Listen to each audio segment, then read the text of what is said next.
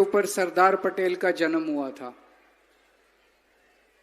आज हम उनकी 150वीं जन्म जयंती मना रहे हैं। सरदार पटेल को भारत का शेर कहा जाता है, गुजरात का शेर कहा जाता है। सबसे ज्यादा लड़ाई खेडूतों की भारत के इतिहास में सरदार पटेल ने लड़ी थी। 1918 में उन्होंने खेड़ा आंदोलन किया था। 1928 में उन्होंने बारदोली सत्याग्रह किया था, खेडूतों के लिए लड़ाई लड़ी थी, अंग्रेजों के खिलाफ लड़ी थी, अहिंसात्मक लड़ाई लड़ी थी। उनकी जितनी मांग थी, अंग्रेजों को उनकी सारी मांग माननी पड़ी। आज से 100 साल पहले अंग्रेजों के खिलाफ जब सरदार पटेल ने आंदोलन किया, अंग्रेजों ने कभी लाठीचार्ज नहीं किया, अंग्रेजों ने कभी आंसू गैस के गोले नहीं छोड़े, अंग्रेजों ने कभी झूठे पर्चे नहीं करे, झूठे एफआईआर नहीं करे। अंग्रेजों ने अपने खेडूतों को जेल में नहीं भेजा 307 करके। सरदार पटेल ने सपने में भी नहीं सोचा था कि 100 साल के बाद, आजादी के बाद, अपने देश के अंदर इतनी गंदी, इतनी अत्याचारी बीजेपी की सरकार आएगी, जो अपने खेडूतों के ऊपर, जो अपने हक के लिए लड़ रहे हैं, उनके ऊपर लाठीचार्ज करेगी, उनके ऊपर आंसू गैस के गोले छोड़ेगी, उनके ऊपर झूठे पर्चे करेगी, उनको जेल में भेजेगी, उनको 307 के पर्चे करेगी उनके। आज अगर सरदार पटेल की आत्मा आसमान से देख रही होगी, तो सरदार पटेल की आत्मा को बहुत दुख हो रहा होगा। ये कैसा गुजरात हो गया, ये कैसी सरकार आ गई, ये कैसी सरकार है। आज सरदार पटेल की धरती के ऊपर किसान रो रहा है। आज सामने हमारे यहां पे 85 किसानों को इन्होंने, 85 खेडूतों को जेल में डाल दिया। उनका क्या कसूर था? उनका कसूर था वो अपने हक के लिए लड़ रहे थे, अपना हक मांग रहे थे। आज उनको उन्होंने जेल में डाल दिया। हमने उनके परिवारों को आज बुलाया, उनको हम स्टेज पे बिठाना चाहते थे, उनका सम्मान करना चाहते थे आप लोगों के सामने। उनको स्टेज पे नहीं बैठने, स्टेज से उतार दिया। शर्मनाक है, शर्म आती है ऐसी सरकार के ऊपर। मैंने उनके परिवारों से, कई परिवारों से बात की। सबसे पहले मैं ये कहना चाहता हूं, हम उन परिवारों के साथ हैं। एक एक खेडूत को हम जेल से बाहर निकलवाएंगे, बड़े से बड़ा वकील खड़ा करेंगे, जो करने की जरूरत है वो करेंगे, सारे खेडूतों को बाहर निकालेंगे।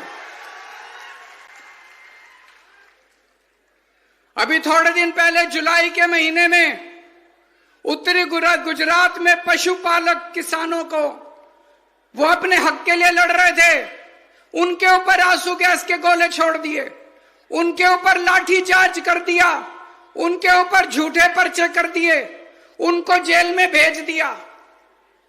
उसके पहले, थोड़े दिन पहले, चेतर वसावा आदिवासियों के लिए आंदोलन कर रहे थे, आदिवासियों की आवाज उठा रहे थे, उनके ऊपर झूठे पर्चे करके उनको जेल में डाल दिया। इनको केवल जेल में भेजना आता है और इनको कुछ नहीं आता। इतनी 75 साल में गुजरात में इतनी क्रूर सरकार, इतनी अत्याचारी सरकार, इतनी अहंकारी सरकार आज तक गुजरात के लोगों ने कभी नहीं देखी है। दोस्तों, किसान क्या मांग रहे हैं? किसान मांग रहे हैं कर्जा प्रथा खत्म होनी चाहिए। होनी चाहिए कि नहीं होनी चाहिए कर्जा प्रथा खत्म? होनी चाहिए कि नहीं होनी चाहिए कर्जा प्रथा खत्म? अरे बीजेपी वालों, तुम तो केंद्र में सरकार बनाई थी, तुमने कहा था हम एमएसपी देंगे। कहां गई तुम्हारी एमएसपी? एमएसपी तो देते नहीं हो। जब किसान अपनी फसल बेचने के लिए मंडी में जाता है तो कर्जा प्रथा करके उसको अपना पूरा दाम भी नहीं देते हो तुम, उसके साथ शोषण करते हो। किसान को पूरा दाम नहीं देते हो। किसान कह रहा मेरी कर्जा प्रथा बंद करो। क्या गलत कह रहा है किसान? किसान को उसका हक नहीं दिया जाता। किसानों के, खेडूतों के घर के अंदर पुलिस ने घुस घुस के उनके बच्चों को मारा है। शर्म आनी चाहिए तुमको। उनको पकड़ पकड़ के आपने जेल में डाल दिया। अभी दिवाली आई, अभी धनतेरस आई, अभी नया साल आया। ये बीजेपी वाले अपने घर में दिवाली मना रहे थे। हर संघवी अपने घर में अपने बच्चों के साथ दिवाली मना रहे थे। भूपेंद्र पटेल अपने घर में अपने बच्चों के साथ दिवाली मना रहे थे। और ये खेडूत परिवार बेचारे रो रहे थे अपने घर के अंदर बैठ के। उनके बच्चे जेल के अंदर थे, उनके बच्चे जेल के अंदर थे, ये रो रहे थे अपने घर के अंदर बैठ के। दोस्तों, हम आपके परिवारों के साथ हैं। मैंने कुछ परिवारों से बात की। एक मां ने बोला, मैंने कहा मैं आपके साथ हूं मां, आप चिंता मत करना। उसकी मां में मेरी आंखों में आंसू आ गए उनकी बात सुन के। वो मां बोली मेरे को कोई चिंता नहीं है, मेरा बेटा गरीब खेडूतों के लिए लड़ रहा है, आजादी की लड़ाई लड़ रहा है, जितने मर्जी डंडे लगे मुझे कोई परवाह नहीं है। मैंने बोला मां तू चिंता मत करना, मैं भी तेरा बेटा हूं, तेरे बेटे को बाद में डंडे लगेंगे, पहले केजरीवाल को डंडे लगेंगे, केजरीवाल पहले जेल जाएगा। 30 साल से, पिछले 30 साल से आप सारे खेडूतों ने भाजपा को वोट दिया, इतना वोट दिया, भर भर के वोट दिया, कोई कसर नहीं छोड़ी। 30 साल से इनकी सरकार है। 30 साल से आपने इसलिए वोट दिया था कि हमारे बच्चों को जेल भेजेंगे ये लोग, इसलिए वोट दिया था। आज इनको अहंकार हो गया है। आज किसानों के अंदर इतना गुस्सा है। ये बीजेपी वाले एक नंबर के कायर हैं, पुलिस को आगे करते हैं। मैं कहता हूं एक दिन पुलिस का सहारा छोड़ दो, ये खेडूत बीजेपी वालों को घर से निकाल निकाल के दौड़ा दौड़ा के मारेंगे तुमको। ऐसा मारेंगे बीजेपी वालों को दौड़ा दौड़ा के, इनको शरण नहीं मिलेगी। एक दिन तुम पुलिस को पीछे कर दो, एक दिन पुलिस को पीछे कर दो, पूरे गुजरात के अंदर बीजेपी वालों का जीना हराम कर देंगे। 400 से ज्यादा मंडियों के अंदर मुझे पता चला सारे खेडूत इकट्ठे हो गए हैं। 400 से ज्यादा मंडियों के अंदर आंदोलन चल रहा है। और ये बीजेपी वाले इतने कायर हैं, रोज ट्रंप इनको धमकी देता है, रोज ट्रंप इनको धमकाता है, कहता है अमेरिका से आने वाली कपास पे इंपोर्ट ड्यूटी खत्म कर दो। बीजेपी वाले खत्म कर देते हैं। ट्रंप कहता है रशिया से ऑयल नहीं खरीदना, बीजेपी वाले ऑयल नहीं खरीदते। ट्रंप कहता है इंडिया पाकिस्तान का वॉर मैंने बंद कराया, बीजेपी वालों की हिम्मत नहीं है। ट्रंप कहता है कान पकड़ के ऊपर खड़े हो जाते हैं, बीजेपी वालों को कहता है ट्रंप नीचे बैठ जाओ, बैठ जाते हैं। ट्रंप के सामने पैंट गीली हो जाती है इनकी, बीजेपी वालों की। ट्रंप के सामने इनकी नहीं चलती। गरीब किसानों को जेल भेजते हैं। अरे शर्म कर लो, अगर हिम्मत है, मर्द के बच्चे हो बीजेपी वालों, अगर मर्द के बच्चे हो तो ट्रंप को धमकी दे के दिखाओ, किसानों के ऊपर अपना जोर मत चलाओ तुम। खेडूतों को जेल भेजने का आदेश किसने दिया? हर्ष संघवी ने। खेडूतों के ऊपर लाठीचार्ज करने का आदेश किसने दिया? हर्ष संघवी ने। खेडूतों को केस करने का, उनके ऊपर 307 लगाने का आदेश किसने दिया? हर्ष संघवी ने। चेतर वसावा को जेल भेजने का आदेश किसने दिया? हर्ष संघवी ने। परवीन राम को जेल भेजने का आदेश किसने दिया? हर्ष संघवी ने। राजू कपाड़िया को जेल भेजने का आदेश किसने दिया? हर्ष संघवी ने। और बीजेपी ने हर्ष संघवी को इनाम देके डिप्टी सीएम बना लिया। कहा बहुत अच्छा, और मारो और मारो और मारो। उसको इनाम दिया, हर्ष संघवी को डिप्टी सीएम बना दिया। मैंने हरदर का वीडियो देखा है, किस तरह से खेडूतों को मार मार के पुलिस डंडे मार मार के भगा रही है। मेरी आंखों में आंसू आ गए वो वीडियो देखने के बाद। मैं आज चेतावनी देना चाहता हूं इस मंच से बीजेपी वालों को, तुम्हारी उल्टी गिनती शुरू हो गई है। आज से 37 साल पहले कांग्रेस को भी अहंकार हो गया था। आज से 37 साल पहले कांग्रेस ने खेडूतों के ऊपर गोली चलाई थी, 14 खेडूत मारे गए थे।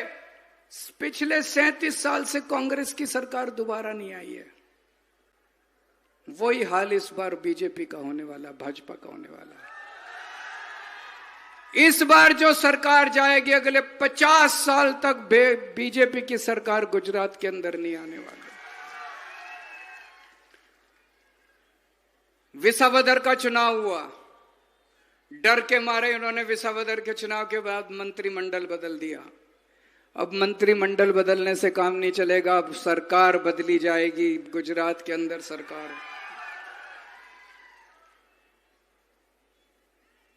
गुजरात के सीएम थे भूपेंद्र पटेल। अभी मंत्रिमंडल बदला, उनको सीएम से डमी सीएम बना दिया। अब उनकी सीएम की नहीं चलती, अब भूपेंद्र पटेल की नहीं चलती, अब हर्ष सांघवी सुपर सीएम है। पूरे पटेल समाज को उन्होंने अपमान किया है। पटेल समाज के भूपेंद्र पटेल को उन्होंने सीएम से डमी सीएम बना दिया। अब उनकी नहीं चलती, अब उनकी हर्ष सांघवी अब सुपर सीएम बन गए, उनकी चलती है। और कांग्रेस बीजेपी के साथ मिली हुई है, कांग्रेस और बीजेपी का गठबंधन है। मैंने एक बार कहा था दोनों पति पत्नी है, कौन पति है कौन पत्नी है ये मुझे नहीं पता। बीजेपी और कांग्रेस वालों के जॉइंट धंधे हैं, बिजनेस करते हैं एक साथ, करते हैं कि नहीं करते? दोनों के बिजनेस चलते हैं एक साथ। कांग्रेस नहीं चाहती कि बीजेपी जाए, कांग्रेस चाहती है बीजेपी रहे, इनके धंधे चलते रहें। ऐसा क्यों होता है कि चेतर वसावा जेल जाता है? ऐसा क्यों होता है कि परवीन राम जेल जाता है? ऐसा क्यों होता है कि केवल आम आदमी पार्टी वाले जेल, कांग्रेस वाला कभी जेल नहीं जाता? ऐसा कैसे होता है कांग्रेस वाला जेल नहीं जाता, केवल आम आदमी पार्टी वाले जेल जाते हैं?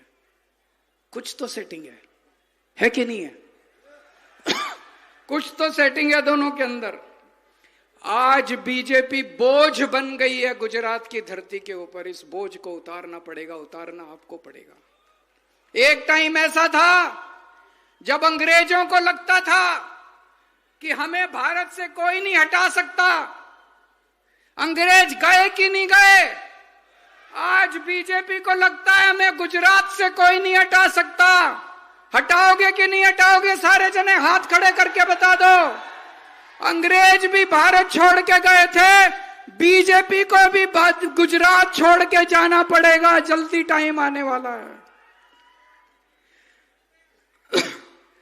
किसानों की आवाज उठाने वाली पार्टी का नाम है आम आदमी पार्टी। किसानों पे लाठीचार्ज करने वाली पार्टी का नाम है भारतीय जनता पार्टी। किसानों के हक के लिए लड़ने वाली पार्टी का नाम है आम आदमी पार्टी। किसानों को जेल में भेजने वाली पार्टी का नाम है भारतीय जनता पार्टी। गुजरात हमारा है, गुजरात इनके पिताजी का नहीं है। बहुत मलाई खा ली तुमने बीजेपी वालों, अब और लूटने नहीं देंगे। इनके बच्चे विदेशों में पढ़ते हैं, सारे इनके मंत्रियों के बच्चे विदेशों में पढ़ते हैं, और हमारे बच्चों को उठा के ये जेल में डालते हैं।